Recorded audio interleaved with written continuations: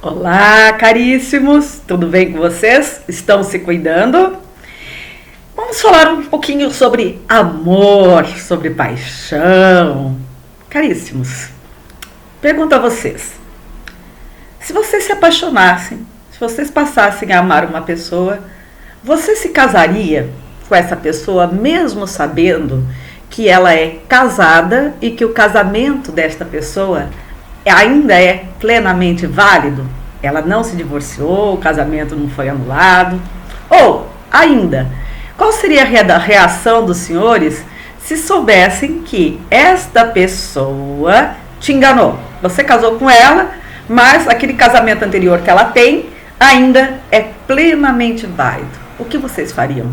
Disto trata o artigo 235 do Código Penal, que traz o crime de bigamia, que tem a seguinte conduta.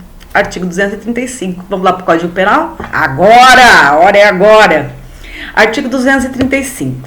Contrair alguém, sendo casado, novo casamento. Pena, reclusão de 2 a 4 anos.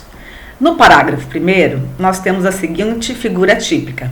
Aquele que não sendo casado contrai casamento com pessoa casada, conhecendo essa circunstância, é punido com reclusão de detenção de 1 a 3 anos.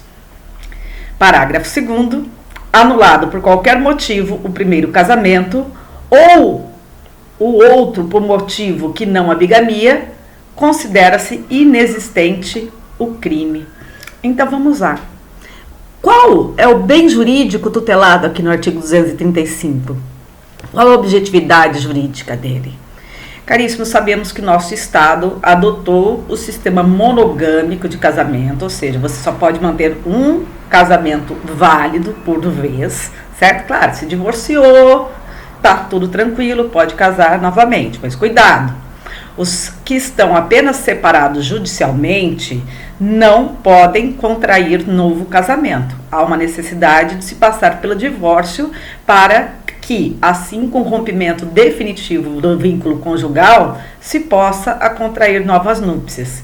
Então, a objetividade jurídica aqui, queridos, é o interesse que o Estado tem de proteger a chamada organização matrimonial, organização jurídica matrimonial.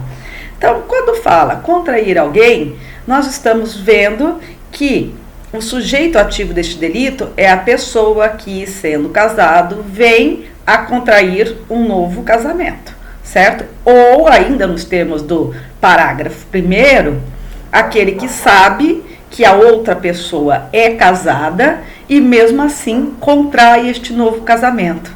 Esses são os sujeitos ativos do delito. Agora, como sujeito passivo ou sujeitos passivos, nós temos uma pluralidade. Nós temos o próprio Estado, que estabeleceu, o sistema monogâmico, de matrimônio. Nós temos a pessoa que se casou enganada. Nós temos o cônjuge do primeiro casamento, que é válido, certo? Então, caríssimos, esses são os sujeitos passivos, com uma observação de que aquele que se casa com o indivíduo já casado, para que ele seja vítima deste delito, ele tem que estar de boa fé. Se ele estiver de má fé, ou seja, se ele souber que a outra pessoa é casada, ele incidirá na conduta do parágrafo 1º do artigo 235 do Código Penal. Então, nós temos aqui como tipo objetivo, como ação nuclear, a conduta de contrair novas núpcias. Então, um casamento anterior, ele passa a ser pressuposto deste crime, desde que esse casamento anterior esteja válido, certo? O casamento não pode ter sido anulado por algum motivo, ou o indivíduo não deve estar divorciado. Então, o casamento ele tem que estar válido para que nós possamos ter a configuração do artigo 235 quando o indivíduo contrai novas núpcias. Tranquilinho? Então, vamos lá. A validade, só resumindo tudo, a validade do casamento anterior é o pressuposto do crime de bigamia. E se o indivíduo, ele contrair mais de um matrimônio, mais de um casamento, ainda estando válido o casamento anterior. E aí, o que acontece? É um único crime, nós temos concurso de crimes. Nós vamos ter concurso de crimes. Quando nós falamos em casamento válido, nós estamos falando no casamento civil ou no casamento religioso com efeitos civis, certo?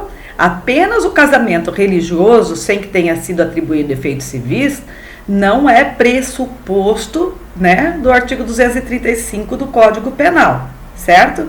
Então, o casamento ele tem que ser civil ou religioso com efeitos civis. O elemento subjetivo aqui é o dolo, não existe forma culposa do artigo 235. O crime se consuma no momento que é celebrado o casamento, ou mais especificamente no momento em que os nubentes dizem sim. Existe possibilidade de tentativa? Opa! Delito por subsistente admite tentativa. Lembra daquela frase que o padre fala, né? Se alguém do padre ou, né, o juiz de paz fala, se alguém souber de algum entendimento, fale agora ou se cale para sempre. Imagine que entra a pessoa e fala: opa, eu sei, esse indivíduo é casado, essa pessoa tem 10 filhos, eu fui padrinho de casamento dele, ele tá com o casamento válido, não se divorciou, o casamento não foi nulo. Então, senhores, quando, diante desse contexto, os nubentes ainda não disseram sim, a gente pode dizer que houve tentativa do crime de bigamia, certo? Então, vamos lá. Vamos ver a classificação doutrinária. É um crime próprio, no caput ele é um crime próprio, ou seja, a pessoa tem que ser casada. É um crime comissivo, porque a conduta de contrair é indicativa de ação. É um delito plurissubsistente, porque a conduta é composta de vários atos. E é um crime instantâneo com efeitos permanentes. Instantâneo porque se consuma com sim dos nubentes, mas os efeitos são permanentes. Enquanto não for desfeito o vínculo conjugal anterior, ou enquanto não se tiver anulado o primeiro casamento, o crime vai se prolongando no tempo, ele vai se consumando no tempo. A pena, né? Nós temos penas diversas, né? Para o caput, parágrafo 1º, lá para o caput é uma pena de reclusão, né? De 2 a 6 anos.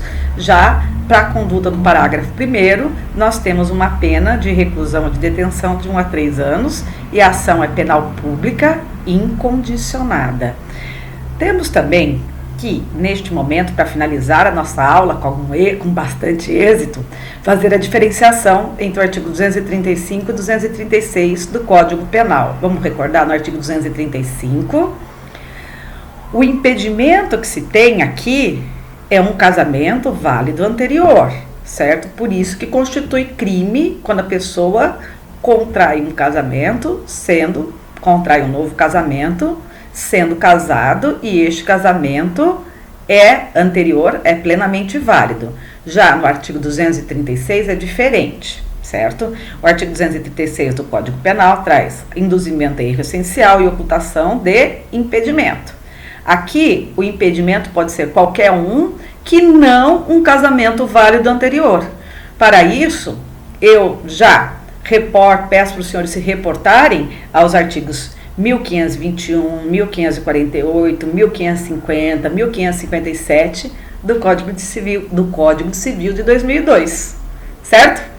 Ficamos por aqui e qualquer dúvida, não esqueçam que estou à disposição dos senhores nos horários de aula. Um grande abraço, fiquem com Deus, se cuidem, por favor, cada um de vocês é muito importante para mim, fiquem com Deus.